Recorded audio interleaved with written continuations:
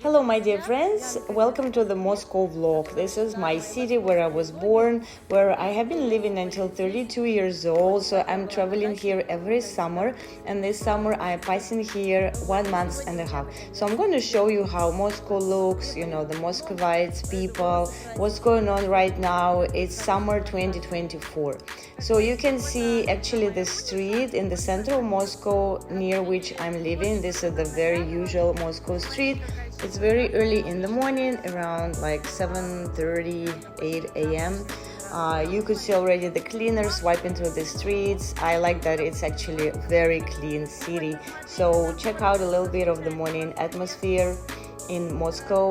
This is around Taganskaya, the area which is called Taganskaya, the very kind of usual neighborhood, and this is Taganskaya metro station. I actually think that Moscow right now is probably one of the cleanest cities in the world. The city invests a lot of efforts and a lot of people just clean the city non-stop every day.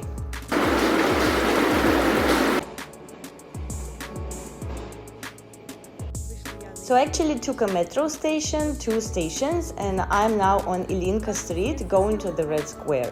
The Red Square in the morning is something very special. It's a place of power for me. There used to be the times when I was working literally across the Red Square, and in the morning, I would do this itinerary. I would take a couple of stations to Kitai Gorod, and then just walk, and this would be a very, very special time for me. Let's check out this beautiful fountain. We're very close to the Red Square right now. I really like this modern fountain. It was built here a few years ago. And now we're passing near GUM. This is like one of the central department stores, very old style, retro, really well known, super cute inside. I'll show it in my next videos. And here we go. This is the Red Square in the morning. It's around 8 a.m. right now. Guess what? I'm not the only one person going there. There are already a bunch of tourists, really a few tourists checking out the place. I'm actually lucky because sometimes I used to come here and occasionally the Red Square would be closed just for some events or preparations. So it's very nice to see it in the morning when there are not a lot of people here, when it's open. And I think it's a very special place. There is nothing like this existing in the world. And every time I'm in Moscow, as well as some of my other friends who don't live in Moscow currently, would like to come to this place because this is a very, very particular feeling. Look how clean, how beautiful, how spacious is the square. Really gives you amazing feeling. If you have a chance to get here in any point of time, just pass here a few minutes and you'll remember it forever. All is great, but I feel like, unfortunately, my new shoes create some problems for my feet. You know how sometimes you buy very nice shoes, but you didn't wear them long time, and then you start wearing them, and oops, you understand that you need a sock because it just doesn't work. But anyway, I try to find some socks right now, and we'll keep walking around Moscow. You can see some special, let's call them like a Kremlin soldiers, special people who work in Kremlin. There is also eternal fire outside the Kremlin wall, so this must be people working, for that purpose. And we can see that, they're preparing for some event here because there are a lot of flags and decorations. So there's always something going on here because the city organizes a lot of city fairs, especially during summertime. This one is very like island theme, cocktails, very beautiful. I wish it could be open, but it wasn't open yet at that time, but it will be very interesting to visit. Here we are. This is actually the beginning of Tverskaya Street, the central Moscow street. So we start in the street from the side of the Red Square, and then it goes up towards Pushkinskaya, Mayakovskaya, Belaruskaya, etc. They actually renovated this street, the pavements, a few years ago. And this is actually an interesting cosmetic store I'm curious to learn about more later. It's called iBeauty, and I saw advertisement that they are selling the Russian cosmetic brands. There was a lot of change in the brands being represented and being sold in Russia. Some brands left, some new brands appeared, so I'm very curious what's going on. And this is a famous store because it used to be H&M, which also left Russia. Right now the place is taken by the brand called Gloria Jeans. It's a Russian brand, and you could see maybe Irina Shayk, the famous international model from Russia, doing advertisement for this brand right now, which is very cool. And check it out if you can.